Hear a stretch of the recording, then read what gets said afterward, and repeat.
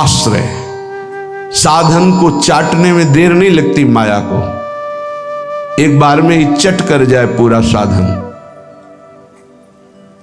ऐसे ऐसे अपराधों की वृत्तियां प्रेरित करती कि एक अपराध से पूरा साधन चट जाए।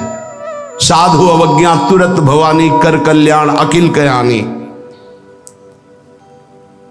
परम चतुर नटनागर आश्रयदाता अंदर से युक्ति प्रदान करते हैं। बच, इस युक्ति से बच। उन्हीं की माया है तो वही चाल जानते हैं बचाने की, इसीलिए कहते हैं मामेव ये प्रपद्यन्ते, केवल मेरी शरण में हो जाओ। माया तो इतनी प्रचंड है कि भगवान को भी भगवान मानने के लिए तुम्हारे हृदय में स्थान नहीं रखेगी, स्थान ही नहीं रखेगी, इतनी मलिन वृत्ति कर देगी। तभी तो दुर्गति कराती है। अगर थोड़ा भी भगवान का आश्रय है, भगवान उसे बचाते हैं, इस माया के तूफान से उसे बचा लेते हैं। हृदय में पुनः वृत्ति जांच कीजिए इस बात की कि अपने आराध्य देव की जगह कोई वस्तु, व्यक्ति, स्थान तो नहीं ले रहा है, क्योंकि इसी आश्रय से आपको भगवत प्राप्ति होगी। हम प्रार्थना करते हैं इस बात को देख लीजिए। सब साधन एक तरफ, आश्रय एक तरफ। भगवान आश्रय को देखते हैं, वो हृदय से होता है। अगर बाहरी चूक हो रही तो मेरे प्रभु बड़े कृपा निधान हैं। ध्यान दीजिए, राहत ना प्रभु चित चूक किए की, करत सुरत सवार हिए की। हृदय से इसने मेरा आश्रय लिया, बस। प्रभु का चित्त इस बात से पक्ष में आ जाता है उस उपासक के कि इसने मेरा आश्रय लिया है। राहत न चित्त प्रभु चूक किए की, चूक हो गई, गलती हो गई, प्रभु बिल्कुल क्षमा कर देते हैं उसको, क्योंकि आश्रित है, मेरी दुरंत माया है, जानते हैं, क्षमा कर देते हैं। यदि साधन बल है तो हिसाब आपको देना पड़ेगा। आश्रित हो तो आश्रयदाता संभाल लेंगे। बड़ा सूक्ष्म विषय आश्रय का है, भागवत में इसका वर्णन है। भक्ति का तो ये मूल है, भगवत प्राप्ति का ये सिद्ध स्थान है आश्रय। हृदय में अवगुण करे समुद्र सम, गणत ना अपनो जान। ना गणत, अगर बड़े अपराध भी बन जाए तो मेरी स्वामिनी जी गणना ही नहीं करती, मानती ही नहीं। क्यों? मेरी चूक है, ये तो मेरे आश्रित है। आश्रित की चूक मेरी चूक, ऐसा हमारे आराध्य देव का स्वभाव है। मेरे शरणागत की चूक मेरी चूक। जय विजय ने रोक दिया, सनकादि ने शाप दिया। प्रभु आए और कहा मेरे सेवकों के द्वारा किया हुआ अपराध मैं क्षमा चाहता हूं। मैं स्वयं मानता हूं कि मेरे द्वारा ही अपराध हुआ, क्योंकि सेवक का अपराध स्वामी का माना जाता है। मानो स्वामी ने ही अपराध किया। हृदय भर आता है प्रभु की इस आश्रयदाता वृत्ति पर। जय विजय से कहा तुम चिंता मत करो, तुम 3 बार अवतार लोगे, हम 4 बार लेंगे। भगवान ने 4 बार अवतार लिया। रावण कुंभकर्ण भगवान राम रूप से अवतरित हुए। हिरणाक्ष हिरण्यकश्यप भगवान नरसिंह वाराह रूप से प्रकट हुए। वाराह रूप से हिरणाक्ष को परम धाम, नरसिंह रूप से हिरण्यकश्यप को शिशुपाल दंतवत श्री कृष्णचंद्र जी के रूप में 4 अवतार ले। तुम चिंता मत कर। भगवद आश्रय गुरु कृपा का फल है। गुरुदेव कृपाल हुई, भगवद आश्रय दृढ़ हो गया। आश्रित मगन रहता है, अगला कदम कहां पड़ेगा उसको चिंता नहीं है, क्योंकि मेरे जीवन की डोर मेरे आश्रय दाता के हाथ में है। वो जिधर लगाम से खींचेंगे उधर ही इंद्रिय और बुद्धि ये सब उधर ही लग जाएंगे। नाथ आप देख लो, मैं आपकी शरण में हूं। बड़े बड़े महाभागवतों ने इसी आश्रय के बल पर मायावी नाना प्रकार के काम क्रोधात पर विजय प्राप्त की। ये बड़े मायावी, समझ में ही नहीं आता। अगर शत्रु शत्रु के रूप में आए तो समझ में आवे, लेकिन शत्रु परम मित्र के रूप में आ जाए तो समझना बड़ा मुश्किल होता है। शत्रु यदि रिश्ते नाते के रूप में आ जाए बड़ा कठिन होता है। तो मन बुद्धि का संबंध बहुत समय से देहाभिमान में है। देहाभिमान में ही ये सब छुपे हुए विकार बैठे हैं, पता नहीं चलता। ऐसा लगता है हम निर्विकार हो गए, पर विकार छुपे हुए सूक्ष्म रूप से रहते हैं, अवसर आने पर प्रबल हो जाते हैं। इसलिए उपासक आश्रय। देवर्षि नारद को प्रचंड माया का भगवान से प्रेरित होकर आक्रमण करना, मोहित हो जाना, बिल्कुल तन्मय हो जाना, पूरा प्रसंग में ध्यान से सूक्ष्मता से देखिए। वो कह रहे इस समय कोई साधन भजन नहीं होगा, बस मुझे ब्याह करना है। लेकिन उस समय भी आश्रयदाता की स्मृति नहीं गई। ये आश्रय जोर का होता है। विचार किया कि मेरा हितैषी कौन, बोले हरि। ये महाभागवत की स्थिति को बार बार प्रणाम है कि ऐसी प्रचंड माया के बीच में भी आश्रय नहीं भूले और एकांत होकर पुकारा, प्रभु पधारिए, हरिए सामने। कहा नाथ हृदय से प्रार्थना करता हूं, जे ही विधि होए नाथ हित मोरा, करो सुबेगी दास में तोरा। बलिहारी है। ऐसी प्रचंड मलिन माया के आक्रमण में भी अपने स्वामी को नहीं भूले, आश्रय हृदय में बहुत जोर का। तो स्वामी ने कहा जे विधि हुई है परम हित। तुम हित की बात कहते हो? नारद, मैं अपने भक्त को कभी पतन के मार्ग में नहीं जाने देता।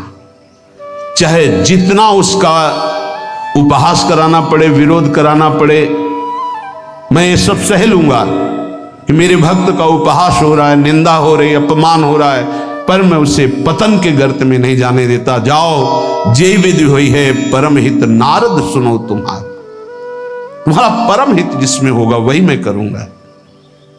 और वही किया प्रभु ने, परम हित कर दिया। इसलिए आश्रय, आश्रित को किसी भी तरह से कोई भी परास्त नहीं कर सकता। खास बातें हैं।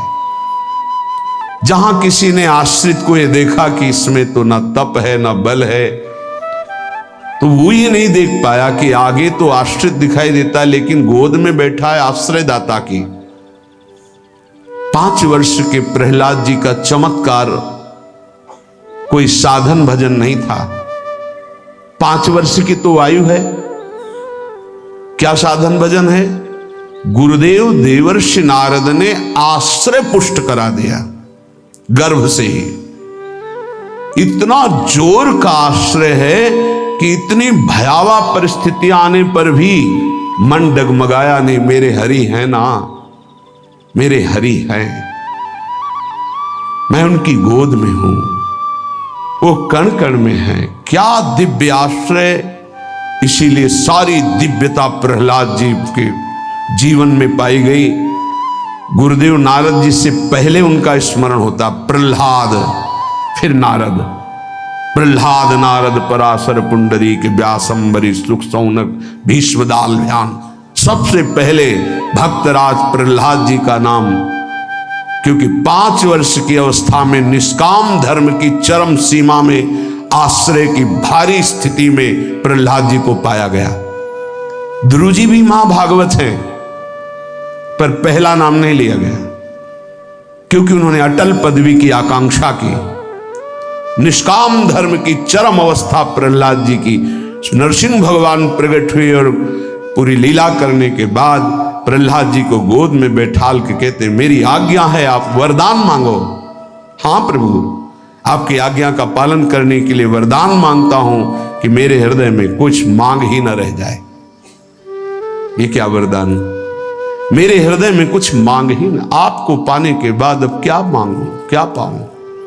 आश्रय, दृढ़ आश्रय, ये देहाभिमानी की समझ में नहीं आएगा।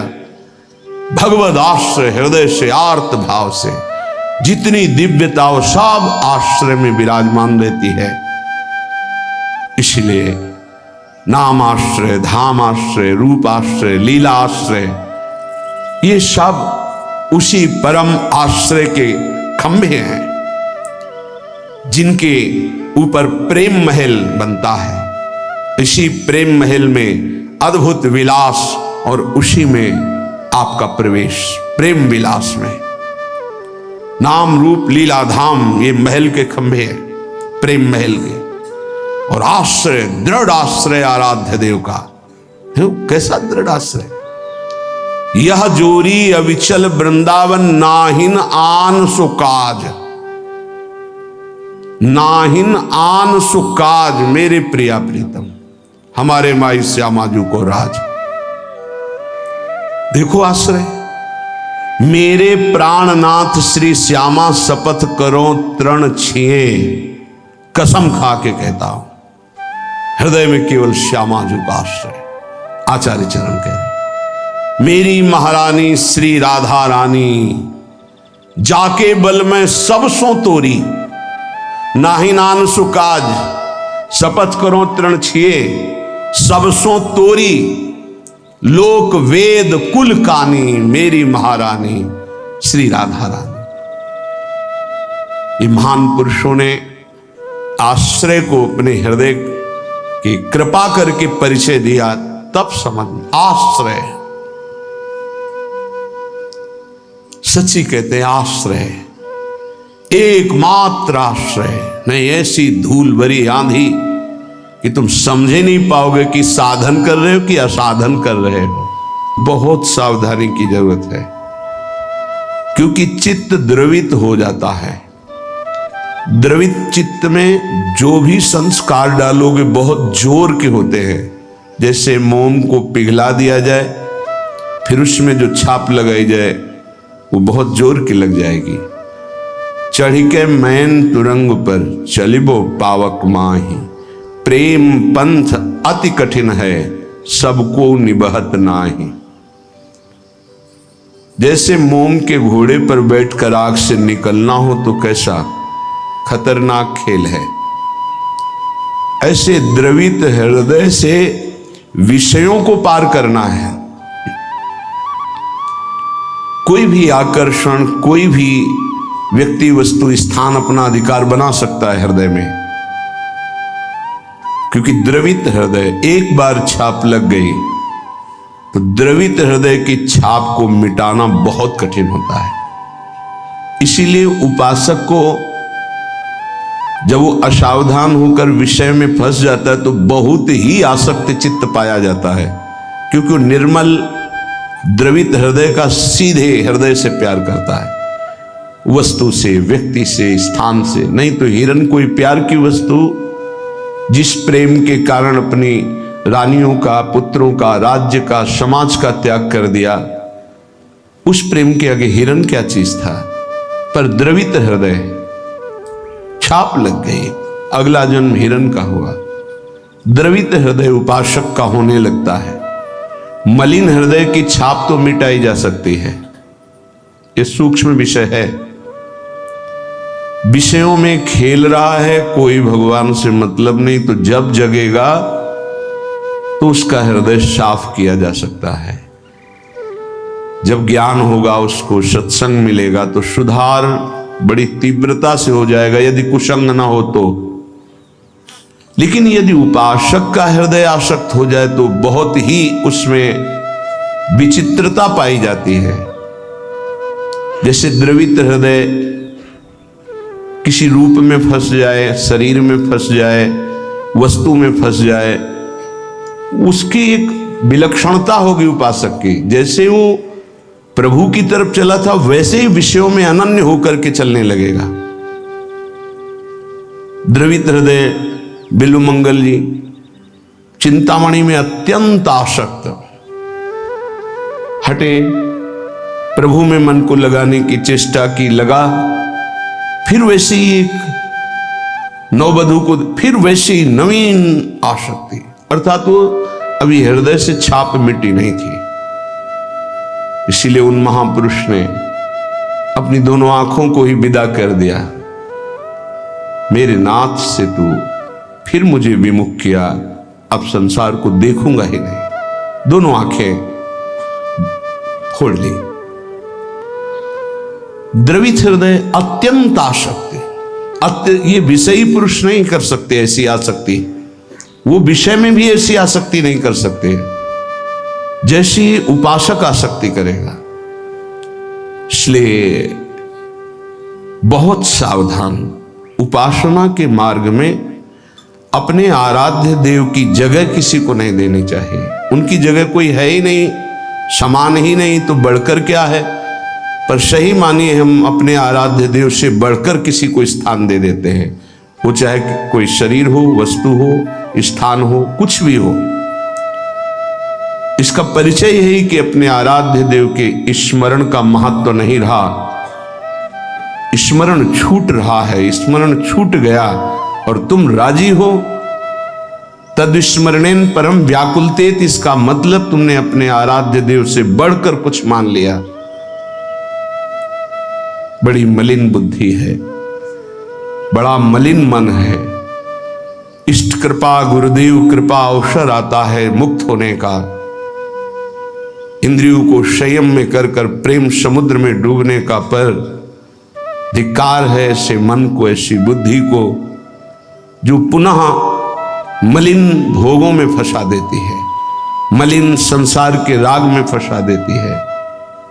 विचार करो, कोई भी उपासक जब ग्रह त्याग करता है वास्तविक भगवत लक्ष्य करके, तो कितनी सामर्थ्य उसके हृदय में भगवान देते हैं कि माता के चरणों का राग, पिता के दुलार का राग, परिवार के राग को स्वाहा करके, शरीर के राग को पता नहीं भोजन मिलेगा कि नहीं, व्यवस्था होगी कि नहीं, कोई पीटेगा, अपमान करेगा तो सह लेंगे, हर कष्ट सह लेंगे, पर प्रभु को प्राप्त करेंगे। हृदय का लक्ष्य ये होता है हर उपासक के, जो ग्रह त्यागी होता है, जो वैराग्यवान होता है, जो भगवत मार्ग का निश्चय करने वाला होता है, इतना सुंदर दृढ़ संकल्प करने वाला, फिर किस वस्तु व्यक्ति स्थान का महत्व रखता है? किसी का नहीं। तो फिर क्यों आसक्त हो जाता है? बड़ी लंबी लंबी यात्रा करके भगवत मार्ग की, फिर किसी क्षुद्र विषय में विश्राम मानने लगता है, मनोरंजन करने लगता है। जहां दिन प्रतिदिन वैराग्य बढ़कर के उपरति की स्थिति में आना चाहिए, वहां वैराग्य घटकर राग की स्थिति में आ गया। किसी वस्तु, व्यक्ति, स्थान की प्रियता ने अधिकार कर लिया हृदय में, ये भारी विडंबना, माया का प्रबल आकर्षण। बड़े कृपा पात्र हैं, उनके चरणों की वंदना करता हूं जो उपासक अपने आराध्य देव की जगह किसी को नहीं देते, अपने आराध्य देव के समान किसी को नहीं समझते, अपने आराध्य देव के लिए सर्वस्व त्रिभुवन के पद भोगों का त्याग कर देते हैं। सतरति सतरति शालोकाम तारयति, वो तर जाते हैं, वो लोगों को तार देते हैं। ऐसे महापुरुष बिरले होते हैं। भगवत कृपा से जो मार्ग मिला है वही मार्ग है। मम भक्ति युक्तो भुवनम पुनातु, मेरी भक्ति से युक्त हृदय वाला संपूर्ण लोकों को पावन करने की सामर्थ्य रखता है। चूक अपने लोगों से अब ये नहीं होनी चाहिए कि आराध्य देव की जगह किसी को दे दे। इसे बैठा लीजिए हृदय में।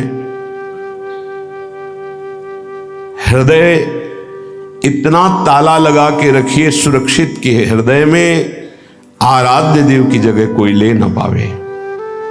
विश्वास कीजिए, बहुत प्रचंड भगवान की माया है, उन्हीं की है, इसलिए वो इतनी समर्थ है कि उनके स्थान में किसी को भी बैठा सकती है। बहुत से नीच नीच वृत्ति को, बहुत से नीच नीच वृत्ति को, विश्वास कीजिए इस बात पर। अगर भगवान का आश्रय है तो साधु समागम मिलेगा और आपकी चूक का तत्काल सुधार होगा, तत्काल सुधार होगा। पर यदि अहंकार युक्त साधन रहा है तो लंबे समय तक तुम्हें झेलना पड़ेगा। जब तक अहंकार गलित होकर आर्त भाव से पुकारोगे नहीं कि नाथ मुझे बचा लो, तब तक ये माया पछाड़ती रहेगी।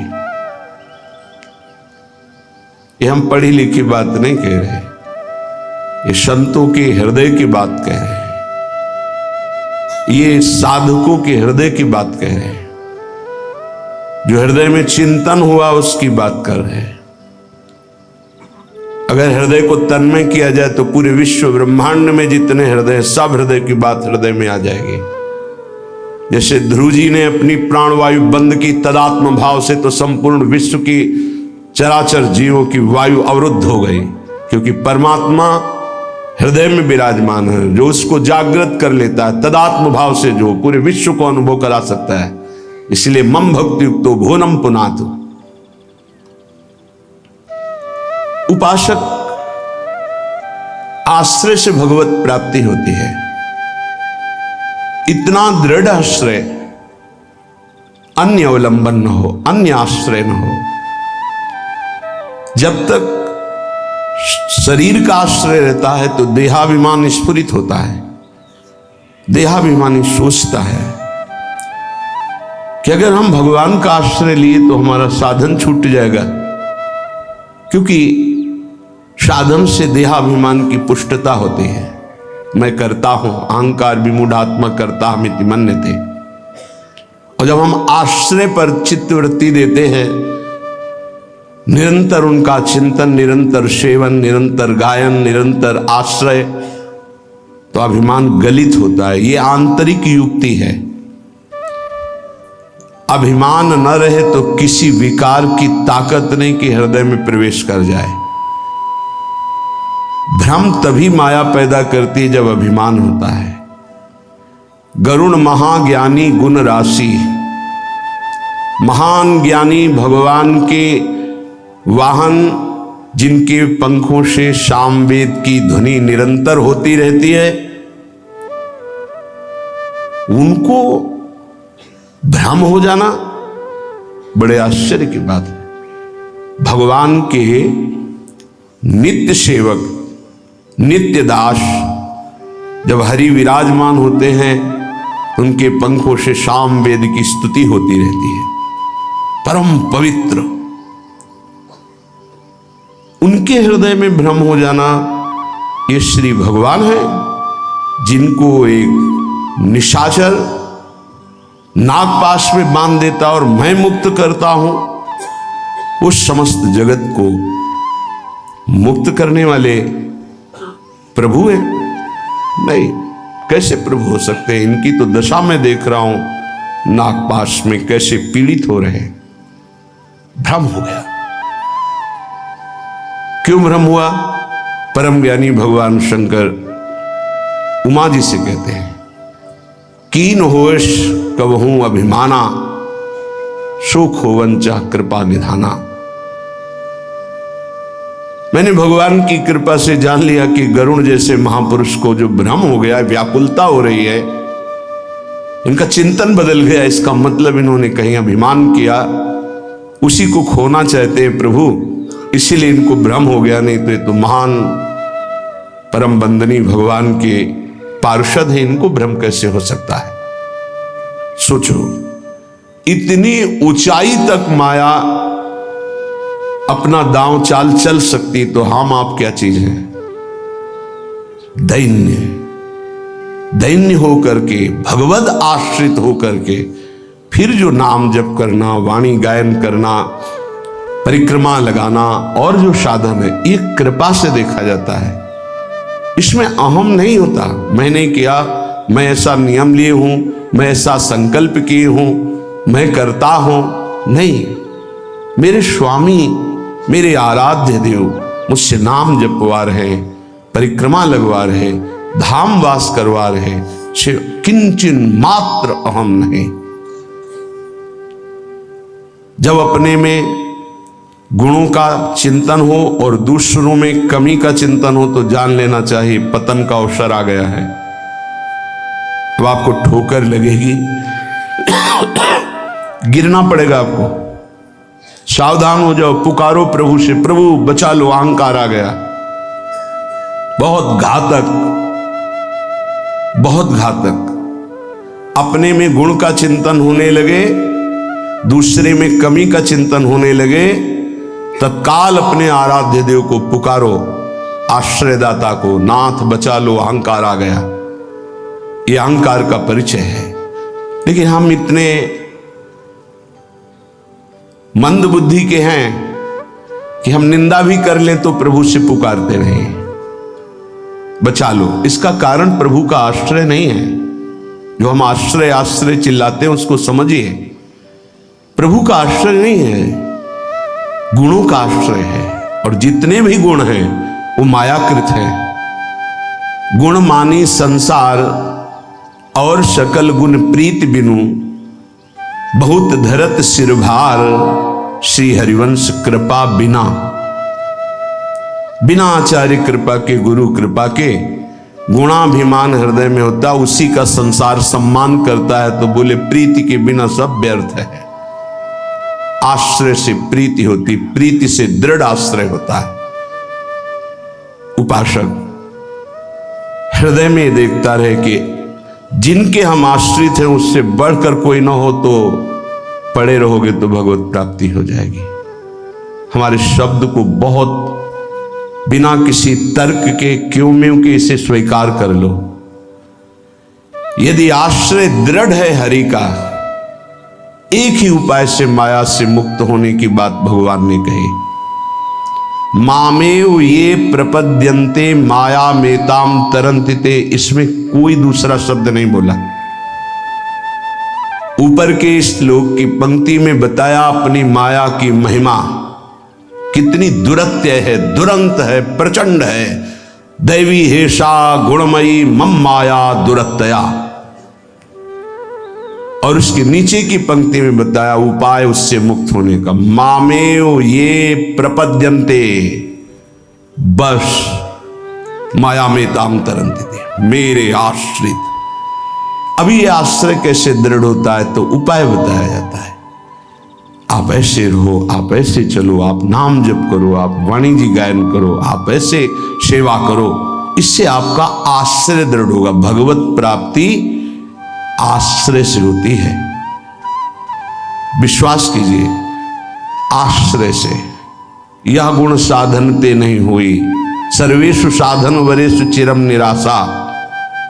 खास बात, आशा आश्रय दाता से है। आशास्य दास्यम वृषभानु जायास। हमारी आशा स्वामिनी जी से है। हमारा बल साधन नहीं, मेरे बल से वृंदावन रानी आश्रय दाता हमारा बल है। फिर हम साधन भजन क्यों करें? क्यों करना और करना, ना करना और करना, ये अब तुम्हारा विषय ही नहीं। तुम तो आश्रित हो। अब जो ही कहें करें हम सोई, आयुष लिए चले निज दासी, ये आश्रित है। उपासक समझे, आश्रय के समान कोई भी साधन नहीं है। इससे श्रेष्ठ कोई भी साधन नहीं। आश्रय, भगवान एकमात्र आश्रय को देखते। आश्रय, अगर अंदर से भगवद आश्रय है तो माया विशेष विशेष प्रकार की चालें चले, तो परम खिलाड़ी नटनागर प्रभु उसके हृदय में बैठकर बचाव पक्ष की युक्तियां देकर बचा लेते हैं।